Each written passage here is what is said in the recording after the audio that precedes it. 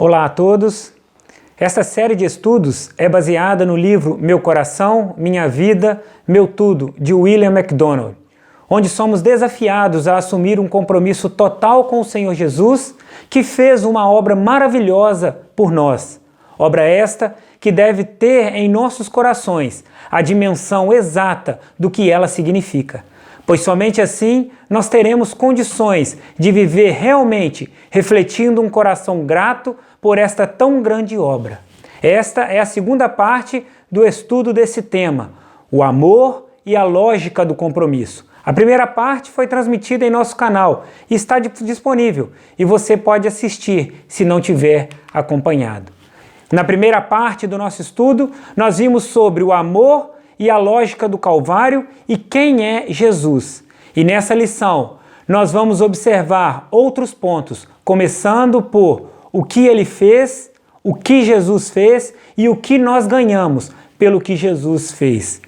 Qual seria a sua reação ao saber que você estava destinado a morrer, mas que alguém assumiu o seu lugar e morreu por você? Foi exatamente isso que Cristo fez. Sua morte na cruz como substituto de pecadores deveria abalar nossa imaginação. Alguém morrer por nós? Mais que isso, não um homem como nós, o próprio Deus, uma das partes da Trindade. A Bíblia revela essa verdade para nós, de que o Deus encarnado morreu por nós. Depois você acompanhe na sua Bíblia, Atos capítulo 20, dos versículos 25 a 28. Paulo, no verso 28, deixa claro que Deus foi o comprador da igreja, e essa compra foi quitada com o seu sangue. Em resumo, então, temos que o Cordeiro que foi morto é o Deus em forma de homem. Aquele que foi pendurado na cruz é quem habita eternamente, é o Emanuel, é o Deus conosco. A verdade é que as Escrituras são ricas em relatar sobre quem é o Cristo e sobre o que ele fez, não deixando para nós qualquer dúvidas a este respeito. Temos Colossenses capítulo 1, dos versículos 15 a 20, Hebreus capítulo 1, versículo 3, Filipenses capítulo 2, versículos de 6 a 8. Essas passagens reforçam para nós e confirmam o que temos falado a respeito de quem é Cristo e o que ele fez, que foi nos proporcionar a redenção, a remissão dos pecados, tudo por meio do seu sacrifício, sendo ele Deus em corpo humano, aquele que morreu na cruz e nos purificou de nossos pecados.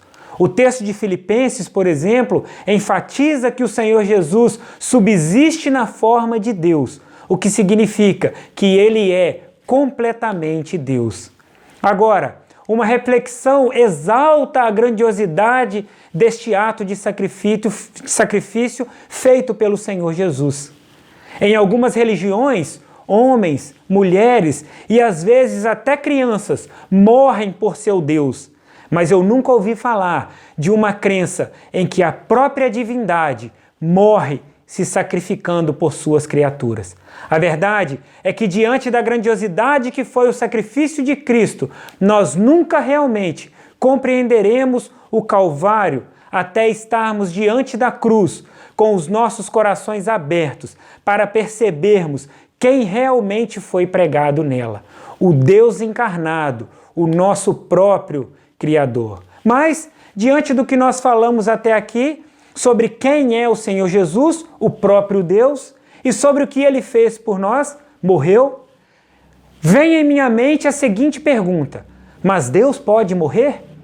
E diante disso, três questões são levantadas. Primeira, Deus é Espírito. Está lá, João capítulo 4, versículo 24. E se Deus é Espírito, e um Espírito não tem carne e osso, portanto, ele não poderia morrer. Isso é verdade, mas o Filho de Deus se vestiu de um corpo de carne e osso e sangue, tudo para poder comprar a igreja. Segundo ponto, Deus é imortal, o que significa que ele não poderia estar sujeito à morte. Como pode então ser isto? Mais uma vez, a resposta encontra-se na encarnação, pois com este ato, O Deus Filho colocou toda a sua divindade dentro de um corpo humano para que pudesse então assim morrer pela humanidade. Depois você leia Hebreus capítulo 2, versículo 9. Tudo isso então faz de Jesus menos Deus? Faz de Jesus Deus menos alguma coisa? Na verdade, a resposta revela o contrário, pois esse ato de amor faz de Jesus Deus mais alguma coisa, e esta mais uma coisa é a humanidade. Diante da encarnação, que possibilitou então a morte de Deus, a terceira questão então surge e deixa seu questionamento. Se aquele que sustenta todas as coisas morreu, então quem controlou o universo durante os 3 dias e 3 noites que seu corpo esteve no túmulo? Lucas capítulo 23, versículo 43 diz: Jesus lhe respondeu: eu lhe garanto, hoje você estará comigo no paraíso. A verdade é que quando Jesus morreu, apenas o seu corpo foi para o túmulo. O seu espírito e sua alma foram direto para o paraíso, para o céu. De fato, podemos afirmar que em momento algum houve qualquer intervalo de tempo em que ele não estivesse no controle de tudo. De fato, em um momento ele estava na terra, sustentando e controlando todas as coisas com o seu imenso poder. Aí então, imediatamente, ele foi para o céu, onde continuou esse controle, sem que houvesse qualquer uma interrupção. O sacrifício de Cristo, o ser mais supremo que existe, é espantoso. Como já pudemos dizer, nossa limitação de linguagem e entendimento impede, mesmo aos mais brilhantes, de explicar o que aconteceu no Calvário, que não foi um homicídio, a morte de um homem.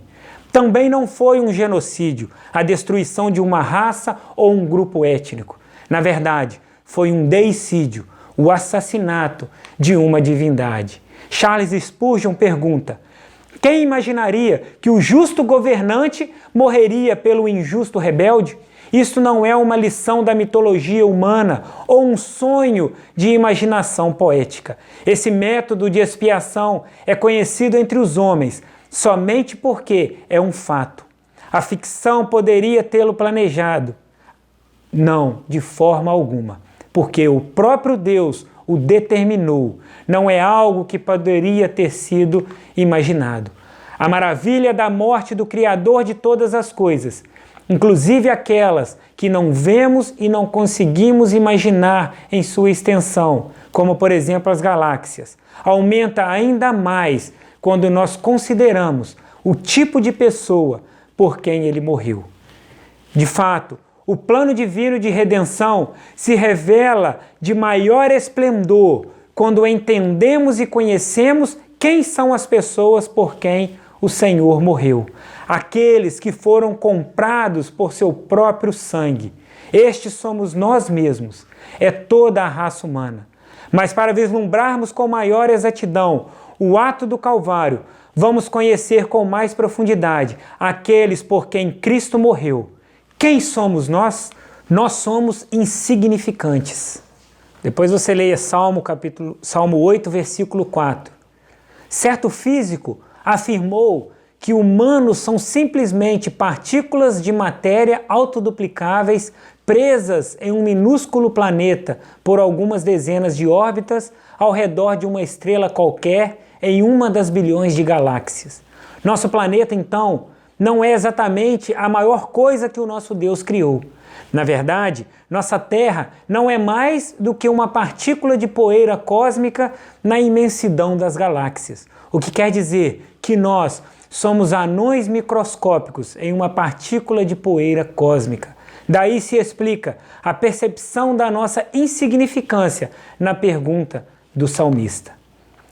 Não somos apenas minúsculos, nós somos também frágeis. Somos nada mais do que mortais, formados por nada mais substancial do que pó e água.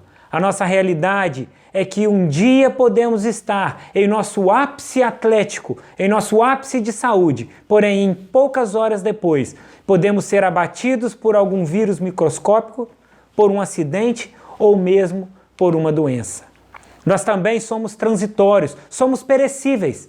Ao pensarmos à luz da eternidade, nossa vida na Terra dificilmente entra na escala de tempo. A vida humana já foi comparada pelos poetas a um fôlego, um navio no horizonte, um mergulho de uma águia, a uma sombra, a um palmo, a um piscar de olhos. Spurgeon reduz nossa biografia a 4 palavras: plantar, crescer, florescer e partir. Piorando ainda a nossa condição, temos o fato de que não somos boas pessoas, nós somos maus. Todos somos pecadores e o pecado atinge toda a extensão do nosso ser. Mesmo que não tenhamos cometido todo tipo de pecado, a verdade é que nós somos capazes de fazê-los. Muitas vezes ficamos chocados com o comportamento dos outros, mas esquecemos que somos capazes de fazer ainda pior. Em nossa condição, podemos concluir então que pior do que o que nós fazemos é o que nós somos, pois o nosso potencial para o mal é gigantesco, a ponto de nenhum de nós compreender completamente a profundidade da nossa depravação pessoal, como nos foi ensinado pelo profeta Jeremias, lá em seu livro, no capítulo 17, versículo 9.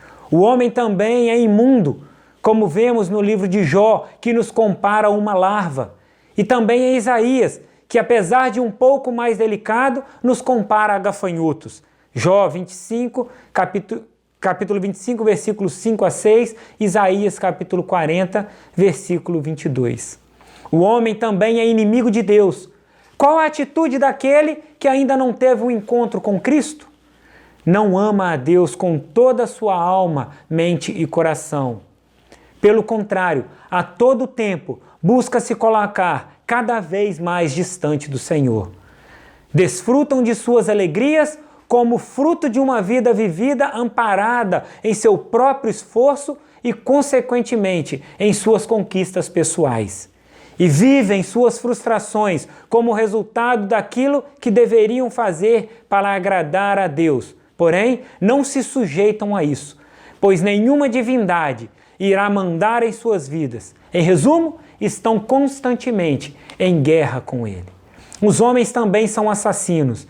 Não há maneira melhor de conhecer a maldade no coração do homem do que se colocar diante da cruz do Calvário, pois nessa cena veremos o homem matando o Senhor da glória. A cena é a seguinte: o Deus Filho vem à terra para resgatar a sua criação, mas ela se volta contra ele e mata aquele de quem depende a sua própria existência.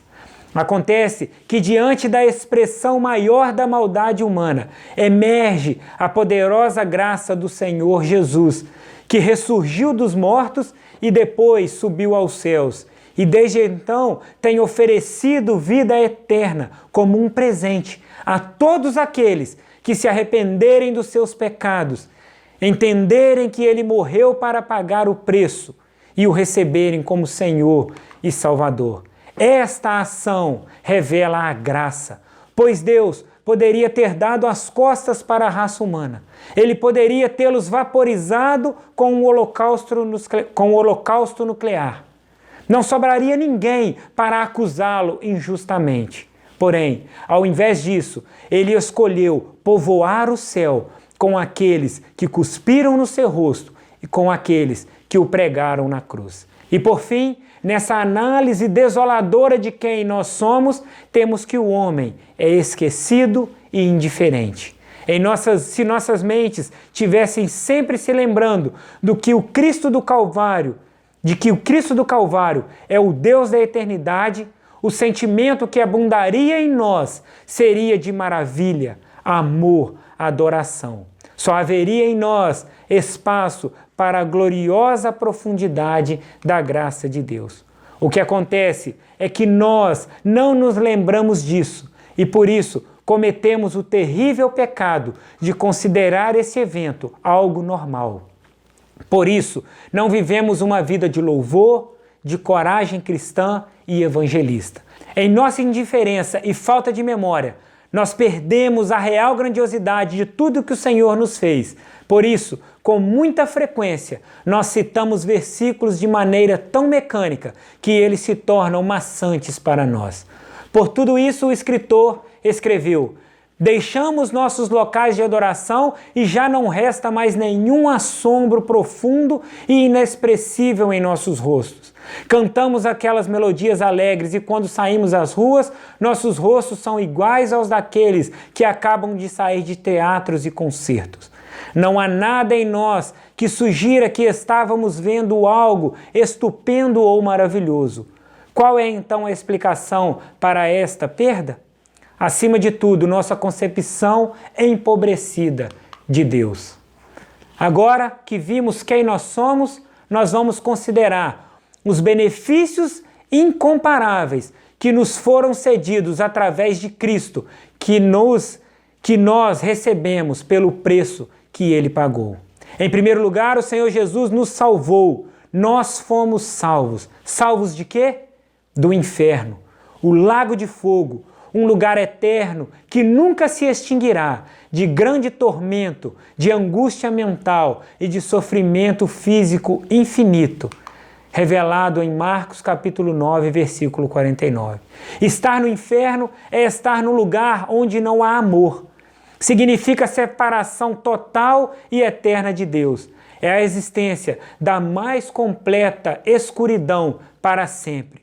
Por isso, se o Senhor Jesus não tivesse feito nada por nós, além de simplesmente nos salvar deste destino, isso já seria motivo para gratidão e louvor eterno. Porém, Ele fez ainda muito mais. Nele, nossos pecados são perdoados. Tendo Cristo pago o castigo, Deus pode de maneira justa então nos declarar perdoados quando nos arrependemos e aceitamos a seu Filho como nosso Senhor e Salvador. Esse pagamento deixa nossos pecados tão distante de nós, a ponto de nada na terra, nem o Ocidente, nem o Oriente, nem o Oiapoque, nem o Chuí, nos aproximar de novo dos nossos pecados. O perdão encontrado na cruz do Calvário é tão eficiente que após passarmos por ele, nós não podemos mais ser encontrados culpados por esse pecado. Portanto, nós não seremos punidos com a morte eterna. Como pecadores, então, nós recebemos o perdão judicial de pecados quando cremos em Cristo. Como cristãos, recebemos o perdão paterno quando confessamos o nosso pecado. Pelo preço que Cristo pagou, nós também recebemos a vida eterna. Mas receber a vida eterna que vem pelo sangue de Cristo é muito mais do que uma vida infinita, pois a vida recebida de Cristo é uma vida com nova qualidade. A vida eterna revela em nós uma nova criatura, tudo é feito novo. Um novo ódio pelo pecado, um novo amor pela santidade, um novo amor por outros cristãos, um novo amor por um mundo de pessoas perdidas, uma nova liberdade do domínio do pecado, uma nova vida de justiça e um novo desejo de confessar a Cristo. Quanto à nossa aceitação, enquanto estávamos perdidos e enterrados nos nossos pecados, não éramos dignos e não tínhamos direitos de entrar na presença de Deus. Mas no momento em que nascemos de novo, Deus nos vê em Cristo e nos aceita baseado nisso. Nossa situação é semelhante à de um mendigo que não pode entrar na presença de um regente por seu próprio mérito, pois provavelmente ele não tem mérito.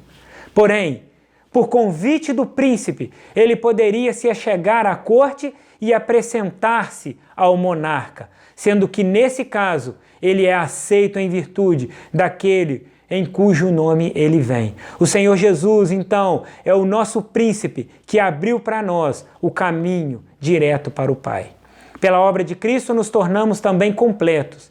De fato, não somos dignos do céu, nem antes nem depois da nossa conversão. Haja vista que o perdão de Deus é a perfeição e nós não conseguimos alcançá-lo. Então, como será? De certo, quando aceitamos a Cristo, somos conectados a Ele. Deus passa então a nos ver em Cristo. Portanto, o Senhor Jesus se torna a nossa dignidade para entrarmos na presença de Deus. O preço pago por Cristo também nos torna filhos de Deus. Muitas pessoas se orgulham de sua linhagem familiar, de seus contatos pessoais, de sua fama e de sua riqueza, mas todas essas honras são passageiras. Em contrapartida, no momento da nossa conversão, nascemos na família de Deus. A partir daí, Ele se torna o nosso Pai e nós nos tornamos seus filhos, através de um relacionamento que não pode ser rompido. Esse benefício é reservado para os pecadores salvos pela graça. Após essa experiência, podemos então olhar para tudo e afirmar: meu Pai fez tudo isso. Resultado lógico, então, de sermos filhos de Deus é nos tornarmos herdeiro dele e co-herdeiro com Jesus Cristo. Mas o que isso quer dizer? Possivelmente, alguns são tentados a pensar em riquezas materiais. Inclusive, temos muitos pregando isso por aí. Mas isso provavelmente é o de menos. A verdade é que nossas mentes são incapazes de compreender tudo o que significa sermos herdeiros de Deus. Mas um dia poderemos desfrutar plenamente disso tudo. Por enquanto, nos cabe apenas comemorar o fato de que nós, pecadores salvos pela graça, somos herdeiros de todos os tesouros divinos. Outro aspecto que o Espírito Santo habita eternamente em cada cristão. A terceira pessoa da Trindade realmente habita em nossos corpos. Ele está ali presente como um selo, marcando-nos eternamente como pertencentes a Deus. Através dele também temos condições de discernir verdades e erros e produzir o fruto da santidade em nossa vida. Nós também somos tornados como a noiva de Cristo. Que maneira melhor de mostrar a extensão do seu amor do que fazer da igreja sua noiva? Essa é uma grande expressão de amor especial que ele fez por nós. Nós temos também acesso livre ao soberano do universo através da oração. Não é necessário marcar hora, agendar nosso nome, porém, pela fé, nós entramos no Santo dos Santos com nossa adoração, louvor e ações de graças, e nossas orações são ouvidas e atendidas por esse Deus Todo-Poderoso. Um dia nós também teremos parte na glória eterna. Nossa salvação não resulta para nós apenas na salvação do inferno ou numa existência mais prolongada nessa terra. Ela revela para nós recebermos corpos glorificados como o do nosso Salvador, corpos ressurretos, para que estejamos sempre com Ele no céu. E para concluir, temos que, por todas essas bênçãos recebidas, pelo preço que Cristo pagou, só há uma posição para que nós tomemos. Por Cristo tem que ser tudo ou nada. Não podemos mais desperdiçar nossas vidas em buscas triviais. Não podemos mais estar satisfeitos às coisas passageiras dessa vida. Daqui em diante, então, temos que determinar que esse amor tão incrível e tão divino terá o nosso coração, nossa vida, terá o nosso tudo. Por isso, precisamos assumir um compromisso total com Ele. Que Deus nos abençoe. Vamos fazer uma oração. Amado Deus e Pai, obrigado por essa palavra que vem de encontro às nossas vidas e mostra a nossa realidade e a grandiosidade daquilo que o Senhor fez por nós.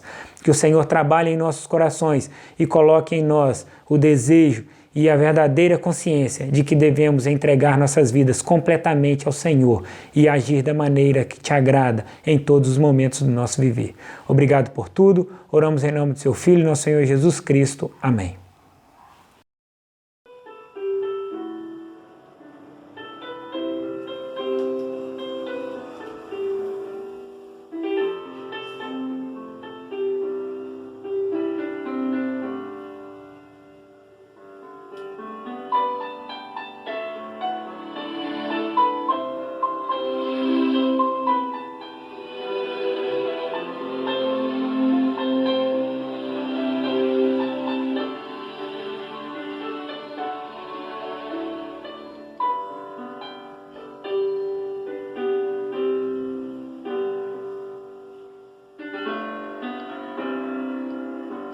No mundo ainda existem belezas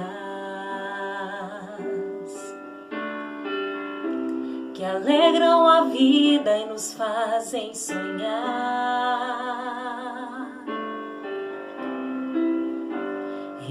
momentos felizes da natureza, onde qualquer ser humano gostaria de estar.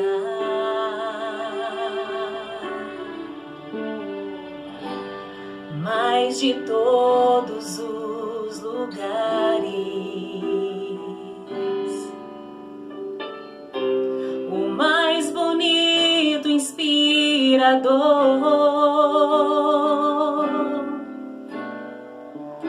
é onde fico em oração, junto aos pés do Salvador. O melhor lugar do mundo é aos pés do Salvador. É ali onde a esperança traz alívio ao sofredor. É ali onde eu me encontro com a fonte do amor. O melhor lugar do mundo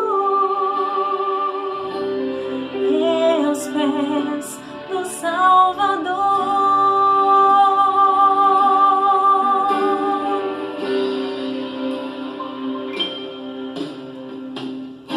Sonhamos com casas que tenham conforto, talvez uma encosta ou com vista pro mar. Mas as maravilhas não fazem sentido se Cristo não está em primeiro lugar.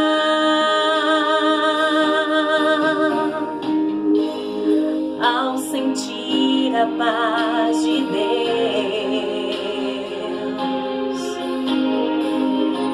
o seu poder e amor profundo,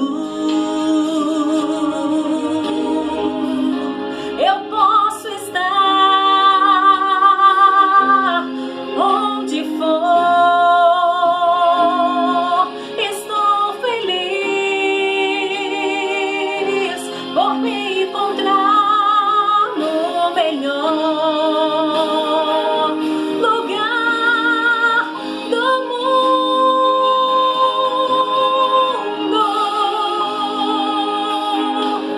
O melhor lugar do mundo é aos pés do Salvador. É ali onde a esperança traz alívio ao sofredor. É ali onde eu me encontro com a fonte do amor. O melhor lugar do mundo é aos pés do Salvador.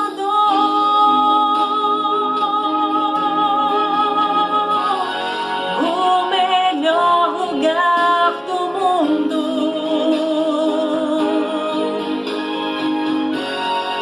é aos pés do Salvador.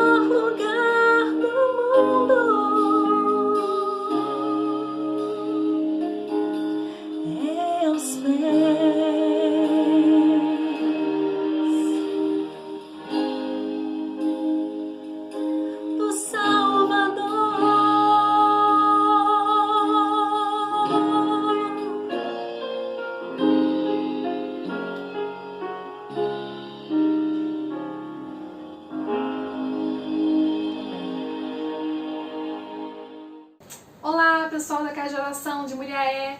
Eu e o Atlas estamos aqui em Belo Horizonte, estamos assistindo sempre com vocês os vídeos, os ao vivos. E a gente está muito feliz de poder gravar uma música para participar desse culto doméstico. E essa aqui que a gente vai gravar agora, todo mundo conhece. Vocês podem cantar junto em casa com a família de vocês. Toma o Meu Coração.